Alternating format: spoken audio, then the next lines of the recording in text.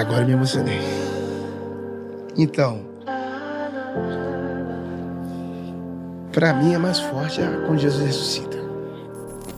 Porque eles colocaram uma pedra na entrada do sepulcro e colocaram os guardas.